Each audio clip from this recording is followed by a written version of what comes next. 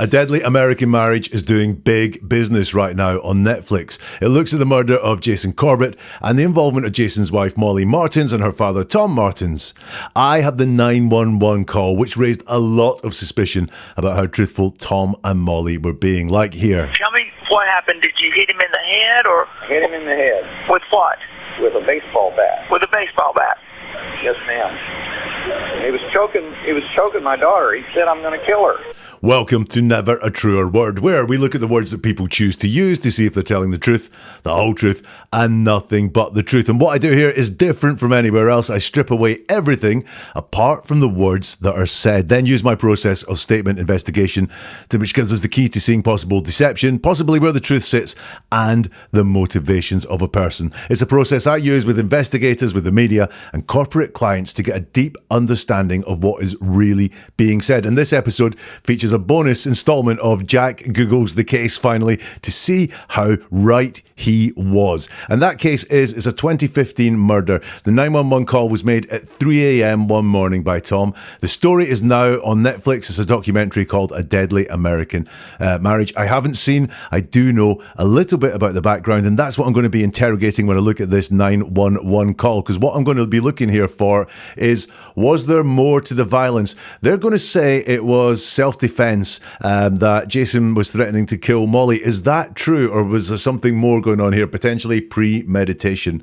There's also an allegation that the two of them delayed making this 911 call until Jason was dead, until he couldn't be saved.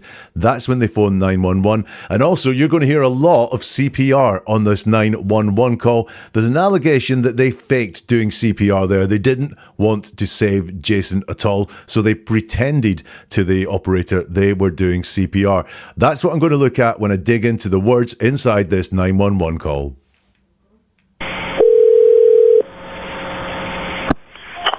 County 911, what is the address of your emergency? My name is Tom Martens. I'm at 160 Panther Creek Court, and we need help. Okay.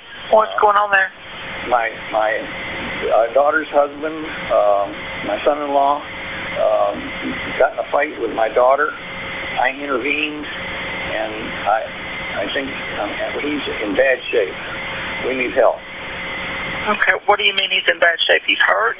He's bleeding all over, and I may have killed him. You know? All right, okay. Let's back up here just a minute. Give me your address again, make sure I got it right. 160 Panther Creek Court. What is your name? My name is Tom Martens. All right, Tom, give me the phone number you're calling from 2 times, please. I don't know. What's the phone number I'm calling from?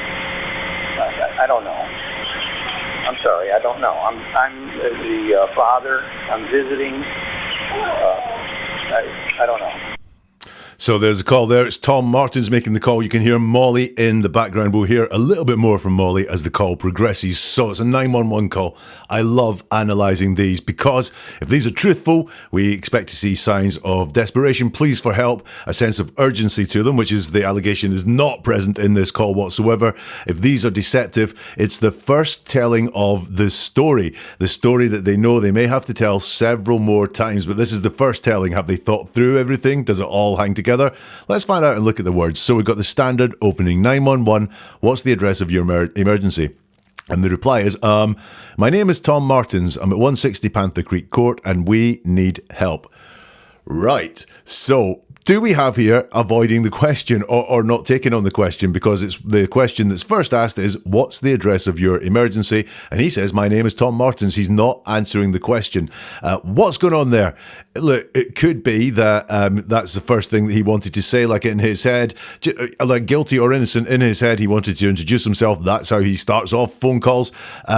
Or is it that, as is the case in many deceptive 911 calls, there is a story ready to tell. The person making the call has gone through and thought about their story as they go, all the things that they're going to say on this 911 call, and boom, they don't really answer the question that's asked because they're more interested in telling this story that they're solid with. They know this story, so any questions that take them away from this story cause them a bit of sensitivity. Either could be happening here. We need to look at more of it to understand what's happening, because what's the address of your emergency? And he says, so is that, oh, I'm off track already. I'll just do what I was going to do, which is introduce myself. My name is Tom Martens. He then goes on to say, I'm at 160 Panther Creek Road. So that is the address. That does suggest some level of truthfulness, and it is answering the question that was asked. And then we have, and we need help. Interested in that. We need help means that there are two people in that house, at least two people in that house, because that would constitute the we, needing the help. He's not just talking on behalf of himself, he's talking on behalf of more than himself, potentially him and his daughter, or him and his daughter and Jason as well. And we need help. Now that is not a plea for help, but it is stating that help is needed. But there is certainly no urgency there for me. We need help quickly. As you listen to more of the call that you have, you know this is a situation where there is help needed quickly, and he's not asking for that help quickly. He's not asking any urgency. So remember, one of the allegations about this call is they waited until he was dead, so when help came, it would be useless. Potentially that's what's happening there. So that's the first question and answer in that 911 call. I see things, the request for help, the giving the address when they're asked the address, that are reassuring, if you like, but I'm already seeing some things that mean possibly some of the allegations about this call that there was no urgency and there's a story being told they're still in play here. So the operator says, okay, what's going on there? And he says, my daughter's husband, my son-in-law, got in a fight with my daughter. I intervened, and I think he's in bad shape. We need help. So he's asked, what's going on there?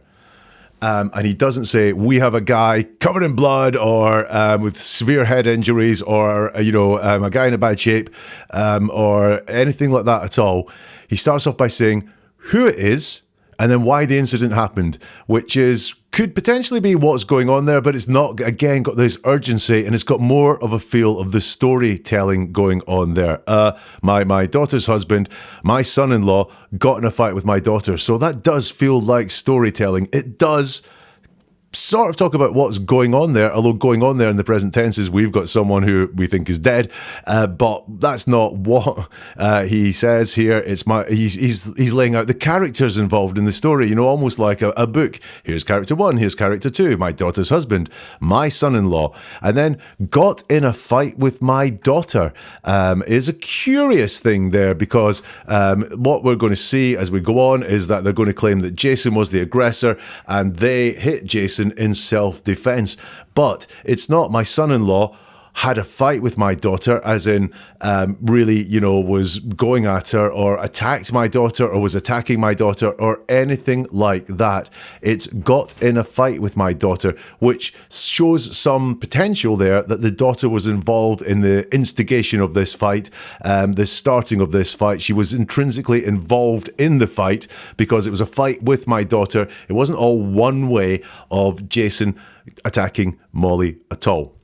He then says, I intervened, which is downplaying, because we're going to hear that he hit him, or that's what he's going to claim, but he's downplaying it here. I intervened, and then we've got, again, downplaying, I think, so that's downplaying. I'm not sure, it's just, potential. He's in bad shape. As we go through this, it's very obvious he's in bad shape, but it's just this downplaying of, I think, and then he's in bad shape, not fighting for his life, or even dead. As we go further through the call, we hear that. But this is all there, that downplaying. I intervened. You attacked him, or you hit him. I think. And he's in bad shape. And then we have a repetition there of we need help. No urgency. The we again, more than one person needs help. But there is that request for help there.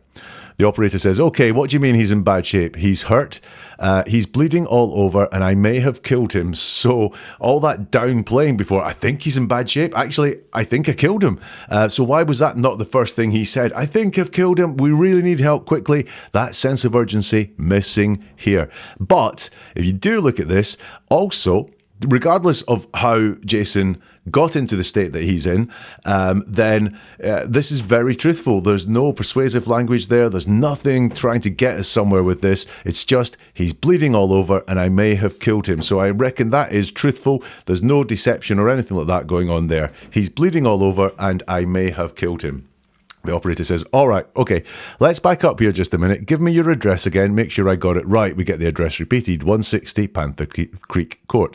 What's your name? My name is Tom Martens. Now, just as we go, when someone's asked their name, it's a really easy question to answer, and also it's just a very straightforward question. There's not a lot of reasons to lie about it. The facts are usually known about your name.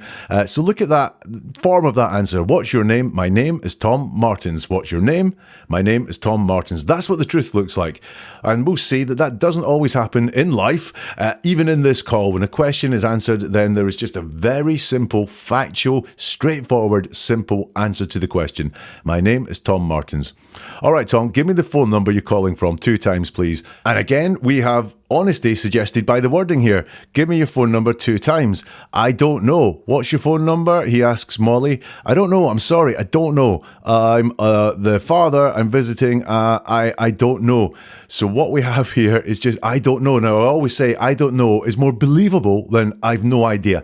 We very often have an idea. I don't know. Truthful people when they're telling the truth, do not mind saying, I don't know. And here, Tom does not mind saying, I don't know the phone number. He gives us a little bit of reasoning for it. I'm the father. I'm visiting. Now, the father part of it is completely irrelevant, if you like, apart from if he's storytelling, I'm the father, and you need to know I'm the father because the father explains why I stepped in to intervene because something was happening to my daughter. However, the whole point of I don't know is very believable. I'm the father. I'm visiting. I'm visiting again is practical in this situation to explain why he doesn't know the phone number. So that's just the first minute or so of the phone call. Small signs of storytelling are there already. There's also small signs of minimizing the severity of what happened with some of those words like think and he's in a bad shape compared to I think I killed him. The got in a fight part is, for me, potential leakage that there was 2 people or at least 2 people involved in this fight. It wasn't a one-way attack by Jason on Molly, but also that lack of urgency at the very beginning of the call is key to me. Let's hear some more from this 911 call. Was he drinking? Yes, he had been drinking during the course of the day.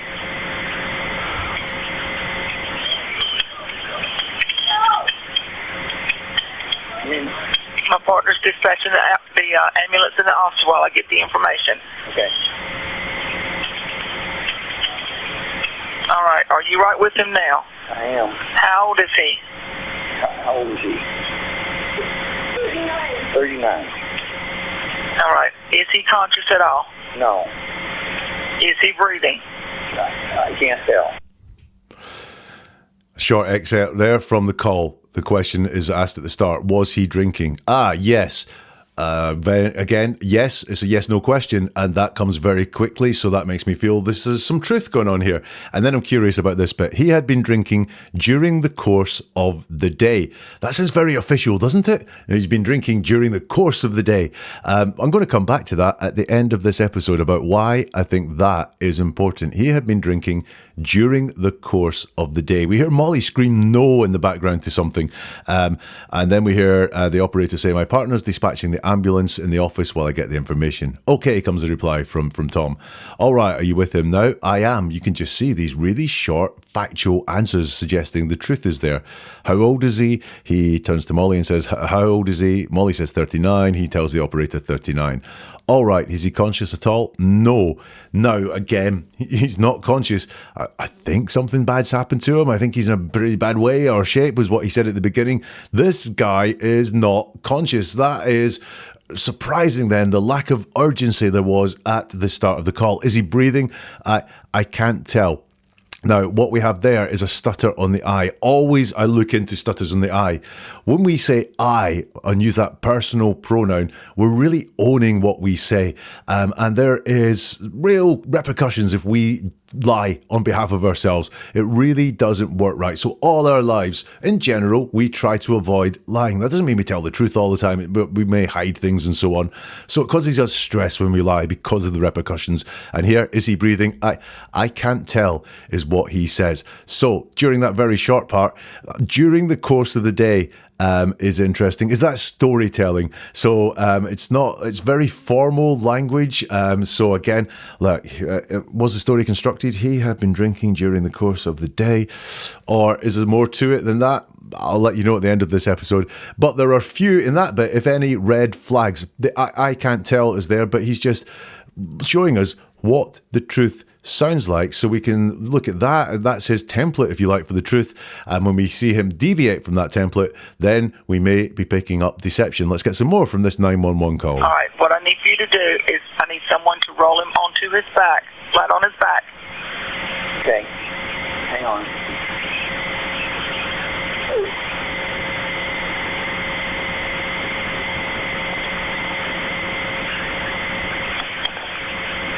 He's a big, heavy man. I can't do it. All right, is there anyone there that can help you? My daughter, and she's in terrible shape. Okay, someone needs to get him on his back. We need to verify his breathing. I'm trying, lady. Hang on. Okay, just put your phone on speaker.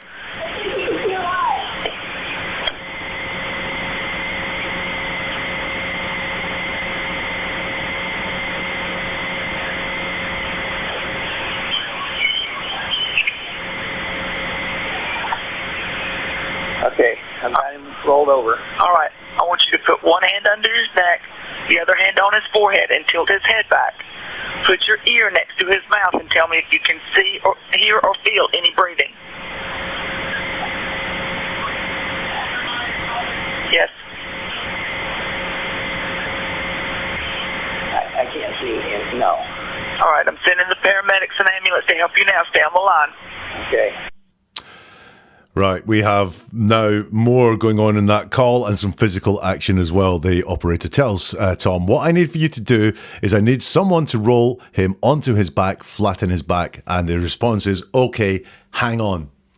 Now, we know and we can hear that takes time for him to do this, but hang on is a delaying phrase. Hang on, this isn't going to take a long time. So it's almost as if he already knows in his mind this is going to take a long time. Well, how would he know that? I would be trying to do it as fast as possible if this was a real emergency, but for him it's okay, hang on. You can see the request is put in very simple language. It's not, I need someone to try to roll him onto his back, flatten his back. And, you know, the operators are well versed in doing this. So obviously she's not bringing in any experience or training that says you need two people to do it, or I need you to try and do this for me because sometimes it's quite hard. It's a very simple request, but he's already going, okay, hang on.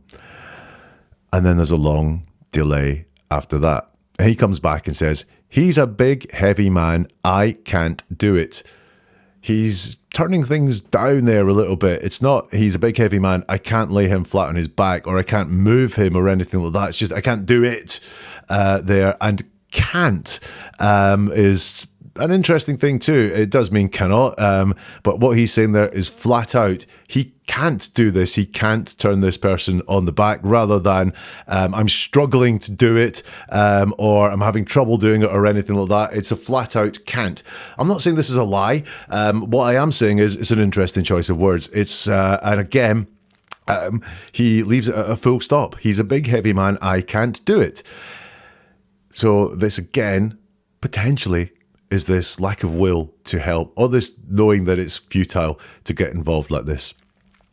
The operator says, all right, is there anyone there that can help you? He says, my daughter, and she's in terrible shape. So there's no want here to get this done quickly. I'm going to have a conversation about this. My daughter's here. She's not in great shape. I don't know why she's not in great shape. Maybe what he means is like she's freaking out a bit or something like that. But if she's freaking out, she's maybe very likely to help you get this guy on his back. But this just all feels like a bit of casualness. I'll try this. So yeah, there's some interesting things going on there. There just does not seem to be urgency, and more than that, a will to help, like a burning desire to get things going on with. That's not coming through in these words there at all. The operator says, okay, someone needs to get him on his back. We need to verify his breathing. He says, I'm trying, lady. Hang on. So once more, we have this hang on, this delaying phrase going on there. Trying is a word that always implies failure. I've been trying to write an essay all day. I've been trying to put this episode together all day. Would be failure. It has not happened. That's what trying says. He said already there's failure. I'm not saying here there's deception going on, but this is almost failure talking. The operator says, put your phone on the speaker. He says, okay, I've got him rolled over. Some interesting words there. He doesn't own the rolling over. It's not I've rolled him over. It's I've got him rolled over. Now, if I was, say, the boss of something and said, could you people roll him over? Then I've got him rolled over, as in that's happened. Not if I did it myself, it'd be I've rolled him over. I got him rolled over. Okay, it's again, these are not all big, massive red flags of deception. However, there is one, which is I've. It's not we've, because he was asked to get Molly involved, and he's like, oh, don't know. However, it's I've got him rolled over. So is this that when he was asked the first time to do the rolling over and he went, I can't, he's heavy. Did he realize, I need to like play along here, but I just, stall for time or whatever. So I've done it all by myself, because actually I could have done it myself at the first time of asking. It wasn't, however, it's not we've rolled him over, it's I've rolled him over. And then we're going to get real medical. The operator says, all right, I want you to put one hand under his neck, one hand on his forehead, and tilt his head back. Put your ear next to his mouth and tell me if you can see, hear, or feel any breathing. Yes. He says, I can't see, no. All right, I'm sending the ambulance and paramedics to help you now. Stay on that line. And he says, okay, so I think I've got there some real delaying tactics from Tom. I just don't think that he is as interested as he could be in helping this out and getting things done. Right, we're going to deal with one of my favourite questions to ask someone who is a suspect, which is, what happened? Because that is always going to be so revealing, especially in a 911 call. All right. Tell me what happened. Did you hit him in the head or? Hit him in the head. With what? With a baseball bat. With a baseball bat. Yes, ma'am. He was choking my daughter. He said, I'm going to kill her.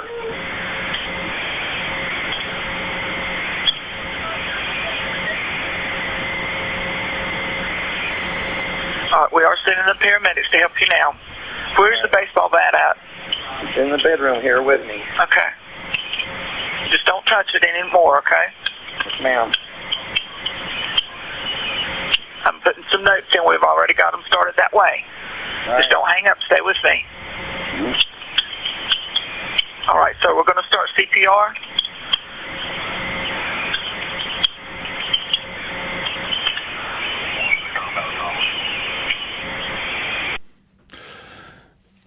Big pause at the end there. We'll come to that as we go.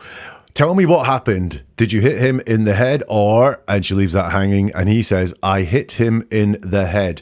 We've got a very straightforward phrasing there. Again, this is his template, I think, of truthfulness.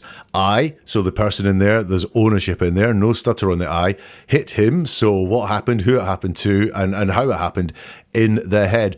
The first time I heard this, I went, in the head? Wow, that sounds even worse than on the head. I hit him on the head would be bad enough. I hit him in the head. It doesn't really bear thinking about. However, that is actually him reflecting back the operator's words, because she says, did you hit him in the head? Or he says, I hit him in the head. With what? With a baseball bat. straightforward, very short, concise answers. I believe this is all truthful. With a baseball bat, she says, question mark. And he says, just now, he was choking my daughter. Right. He says, just now. He wants to show the immediacy there. It's got the word just in it. Regular viewers will know just is a red flag for deception word. Again, I always say it doesn't mean lying is happening. It doesn't mean deception is happening. It doesn't prove someone is being false, but it deserves looking into when someone says just. And he says, just now. Now, he wasn't asked when it happened, but he feels the need to say this is a very recent act, just now. So again, look at that allegation that's there, that this was something that happened and then they delayed for a while and then they called 911. Well, why his need to storytell and to say when it happened just now? He wasn't asked about it. He also wasn't asked what Jason was doing that got him to hit Jason on the head with the baseball bat.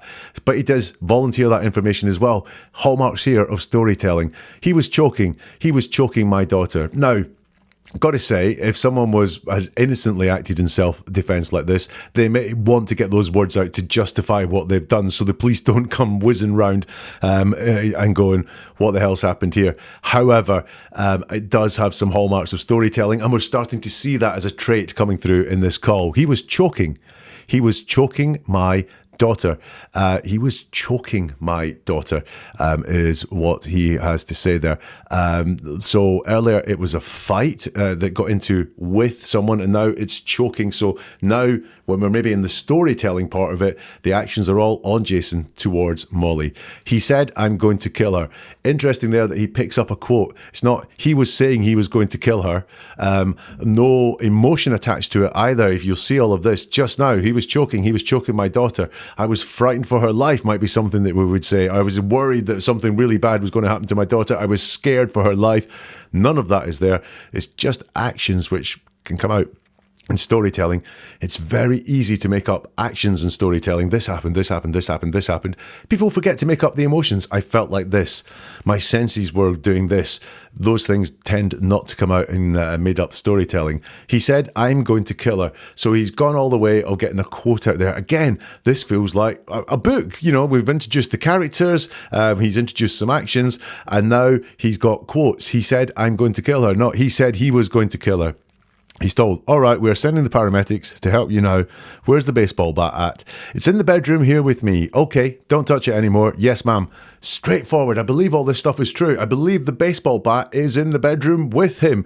That's really easy to believe. Also, you'll notice that that's one of those things. The police are going to be around there anytime soon, and they will know if he lied in this 911 call, if he said the baseball bat's miles away, downstairs, and it's not. So he's, no reason to lie about this. In fact, lying would be really bad to do here. Therefore, we can really see what his truth looks like. It's very straightforward. It really is. Okay, don't touch it anymore. Yes, ma'am. I'm putting some notes in. We've already got them started that way. So she's saying, look, the help is on the way. She says, just don't hang up. Stay with me.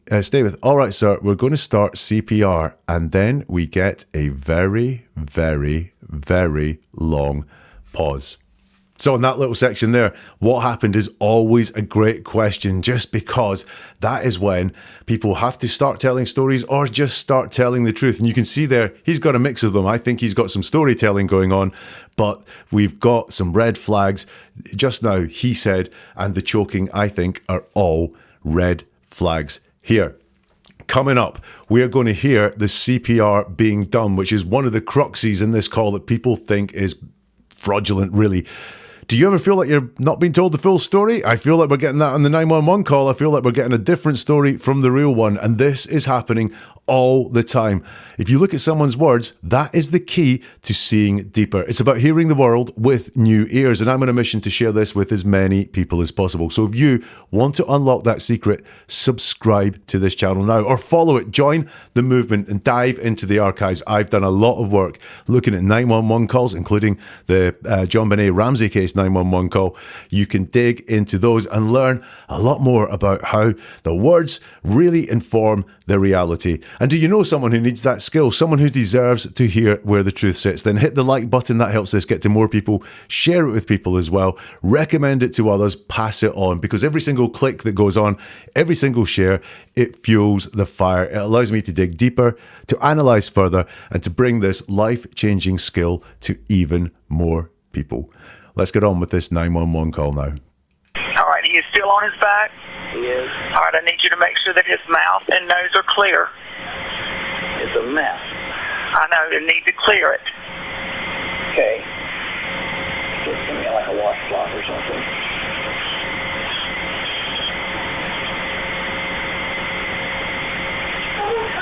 Yeah, she's telling somebody.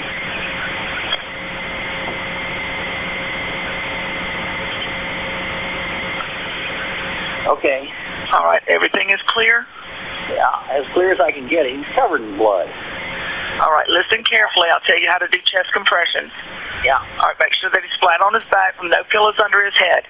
Yeah. Place the heel of your hand. Under his head. Nothing under his head. Yeah, got it. All right. First of all, tell your daughter to go unlock the door and turn on the front porch light. Go unlock the door and turn on the porch light. Place the heel of your hand on the breastbone in the center of his chest, right between the nipples. I'm somewhat familiar with this. Okay, well, I have to give the instructions. You just go ahead and do it if you know what to do. Put the other hand on top of that hand. Yeah. Pump the chest hard and fast, at least twice per second, 2 inches deep. Yeah. Let the chest come all the way up between the pumps. We're going to do this 600 times or until help can take over. Count out loud so that I can count with you. I'll set a pace for you. Okay. 1, 2. 1, 2, 3, 4. 2, 3, 4. 1, 2, 3, 4. 1, 2, 3, 4. 1, 2. Faster if you can. 1, 2, 3, 4. 2, 3, 4. 1, 2, 3, 4. 1, 2, 3, 4. Are you thinking what I'm thinking? That all sounds remarkably casual. The whole vibe that's there is just remarkably laid back, to the point when he's counting 1, 2, 3, 4, it feels like a slow dance class rather than emergency CPR. Let's look at the words. All right, is he still on his back? Asks the operator. He is. All right, I need you to make sure that his mouth and nose are clear. He says, it's a mess. Is this delaying again because he's being asked to get involved in CPR and get the mouth and nose clear? And he says, it's a mess. He doesn't say they're a mess. He just says it's a mess, which is a general observation rather than talking about the area that he's been asked to look at. So is he delaying again there? The operator says, you need to clear it. And we hear him very casually say to Molly, get me a washcloth or something. Now, it could be this is on speakerphone, so he doesn't need to tell Molly the exact wants that are there, because he doesn't explain why he wants a washcloth or the something. What's the something got to do? You know, there's none of that there. It's just, get me a washcloth or something. Molly asks, are they coming? And she's told, yes, they're sending somebody. So maybe Molly has a little bit of urgency, or maybe it's just a question of, are they coming? Is, you know, things going to start raining down on us? Yes, she's sending somebody, says Tom. The operator says, all right, everything is clear. He says, yeah, as clear as I can get it. He's covered in blood.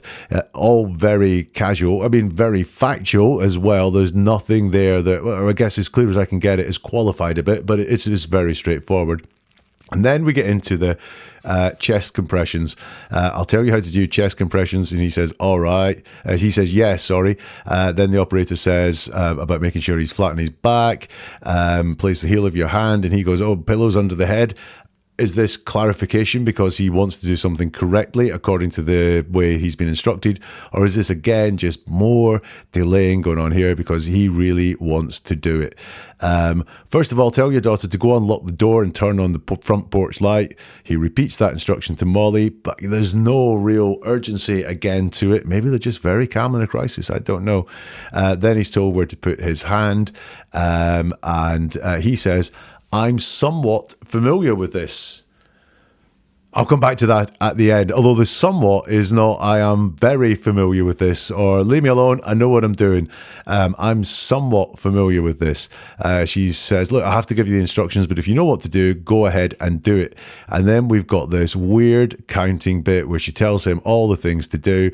And he, although he's somewhat familiar with this, goes way too slow, certainly in this operator's view. He's kind of going 1, 2, 3, and she's going, I'll set a pace for you. 1, 2, 3, 4. So if he's somewhat familiar with it, that somewhat is true, and he doesn't know the pace to go there. She has to tell him to go faster if you can there. So look, I think more evidence of delaying there, not a sense of urgency, very laid back to the point with the compressions.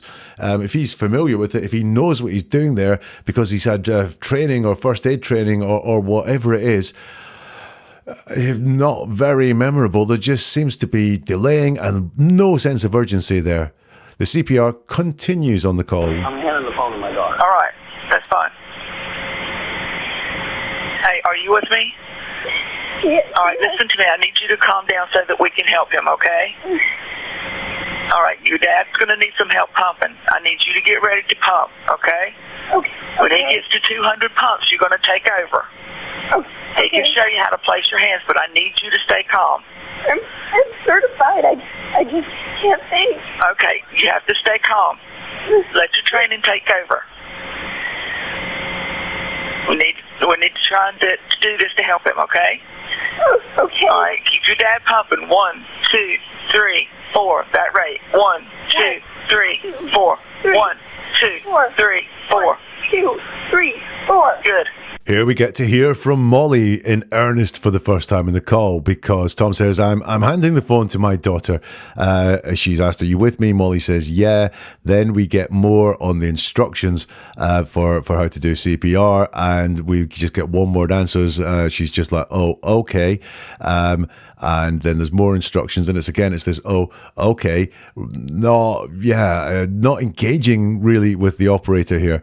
And the operator says, he can show you how to place your hands, meaning her father, but I need you to stay calm.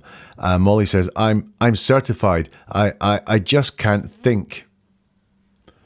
So what we want there, or what Molly wants there, is the impression of, I know what I'm doing here, but my mind's all over the place. This is a horrible situation for me. That's why I'm really not taking in what is going on. But the words don't really say that, or they point to maybe something else, because she says, we've got the stutter on the I again. So is she nervous about telling a lie here?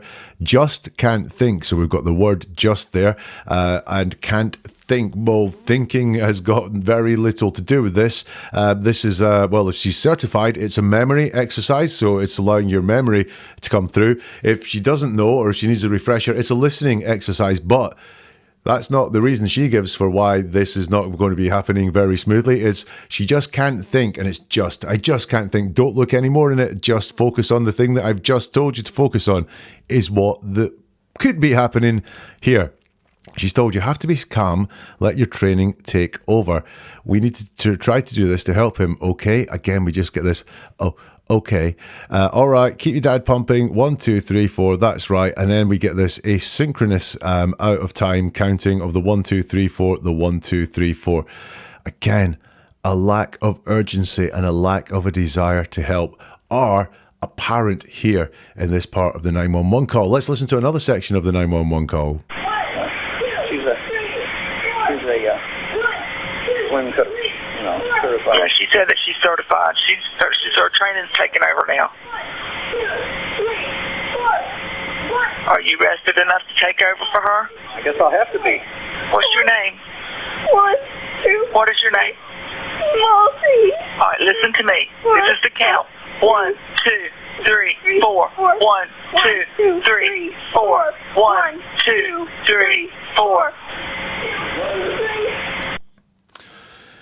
In this part here, then, we have Dad being proud of daughter. She's a swim coach, certified. The operator says she said that she's certified. Her training's taken over now. And he's asked, are you rested enough to take over for her? And he says, I guess I'll have to be.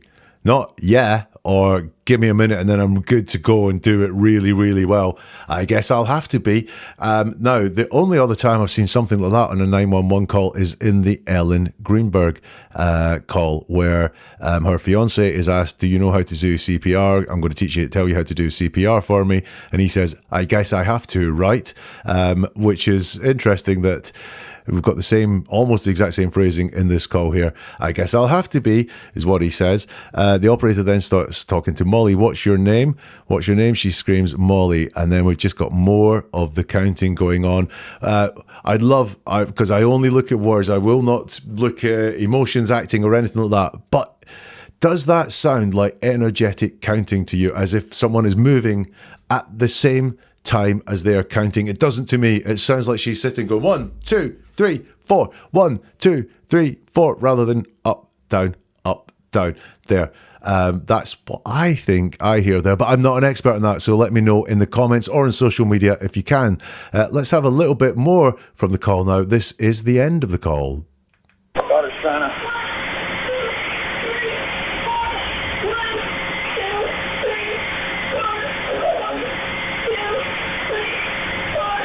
All right, sir. Yes. All right, take your daughter and back away and let them do their job. Let them do their job.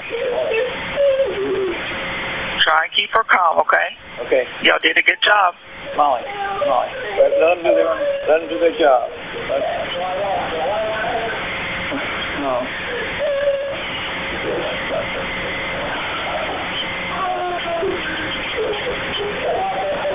Okay, they're here now. Okay. Can you take Molly out of the room? Okay, Molly, she suggests we get out of the room.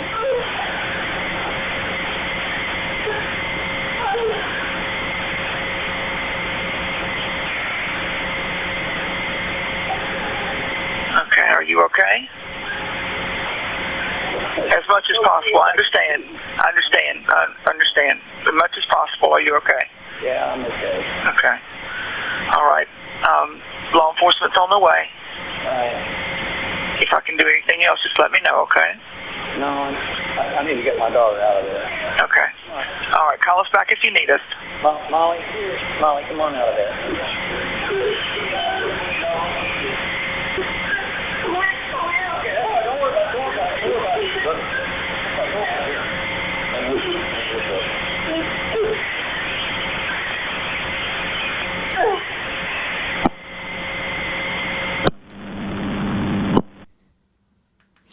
And that is the 911 call, that very bit at the end there. It starts with I've got a. It might be the word siren. I could not make out what it was, and I listened many, many times to it. Believe me, whatever it is, it's signaling that help has arrived, I believe. If there is, I got someone outside or something like that, it's signaling that the help has arrived. And did you notice Molly's tone becomes more and more frantic the more that people arrive and get closer to her there? That's interesting. Yeah, we can all think of reasons why that are. So the operator says, all right, take your daughter and back away and let them do their job. And he says to Molly, let them do their job. Try to keep her calm, okay? Y'all did a good job, says the operator. And he shouts, Molly, let them do their job. We hear a big wail from Molly. Very dramatic all of a sudden. This drama did not seem to be happening. Get me a washcloth or anything like that. Tom says to the operator, they're here. Okay, they're here now. And the operator says, can you take Molly out of the room? Okay, Molly, she suggests we get out of the room. And then she asks if they're okay. She understands that they can't really be okay given what's happened. He says, yeah, I'm okay. Okay, law enforcement's on the way. All right. If I can't do anything else, let me know. He says, no, I need to get my daughter out of there. But Molly, come on out of there. And that is the end of the call. So the allegations that would be made around the call, more to the violence that killed him. They waited until the body or Jason, was dead before they called, and also they faked this CPR. So look, there are many signs of truth inside this call, but they are all verifiable. They're all going to be found out anyway. You'd be stupid to lie about them. So things around the amount of blood that's there, where the baseball bat is, what his name is, all signs of truth. Let's look at the CPR, which we just heard there. That felt to me like there was a lack of urgency to do it. He wasn't very fast in committing to doing it. I think there was signs of delay of getting round to there. He said, we are familiar and certified with it. Was that signs of leave us alone? We know what we're doing. As in, yeah, we know what to do with CPR. Just leave us alone. Don't tell us what to do. Don't get involved in this, because it's easier for us to carry out our deception if you're not instructing us all the time. And it really felt to me like in that CPR, slow count and lack of effort. If they did not do the CPR, I would not be surprised. Violence. Got into a fight, the casualness of the whole choking without any emotions or anything like that. It felt like storytelling compared to a lot of the rest of the call when they were talking about the violence that happened between Jason and Molly, the alleged violence there as well. No, CPR don't think happened. Did they delay? Well, they certainly showed no signs of urgency. They showed no signs of needing help quickly. So do I think it was very possible they waited until he was dead before making the call? Yeah, I do. And there was certainly storytelling for me around the allegations that they were trying to say that Jason was attacking Molly, and he had to be hit on the head with many things, the baseball bat being one of them, in order to stop this. So yeah, and also the overall calmness about it as well. I think very lots of signs of truth in that 911 call. However, if we look at the things that were alleged about that 911 call, the deceptive things inside there, I think, yeah, there's a lot to be desired there. There is something I have, though, which is, I think from the words of that, I've got an inkling of what Tom Martin's job was at the time in 2015 there. So he seemed very calm in times of crisis. He spoke about during the course of the day. Yeah, he was drinking during the course of the day, which made me think of, it's a very formal statement, almost like something that would be given in court or in a very formal statement about someone, potentially like an investigator or something like that. And he said he was somewhat familiar with CPR. So familiar with CPR, if it was said, I know how to do this, I may think paramedic, somewhat familiar, someone who uses CPR inside their job. And therefore, I think law enforcement, a policeman or something like that. However, the somewhat familiar, and also the fact that he did not mention it in the call. And, you know, if he was law enforcement, if he was a cop, that would be one of the first things I would expect him to mention inside the call. So I think ex-law enforcement, so maybe security or something like that would be his job, or an investigator as well. So this is Jack Googling the case. I'll get my phone out. I know it is not the most riveting thing to watch someone Google, but Tom Martens, let me think, murder, would that be a good one? And occupation, killing of Jason Corbett. We'll edit this for a bit of brevity. Maybe edit it out if I can't find anything. All right, nothing on Wikipedia. What Thomas Martin's life like now on Yahoo News. Sorry, I have to reject the cookies there. Thomas Martens. Oh, Thomas Martens is a former FBI agent and trained investigator.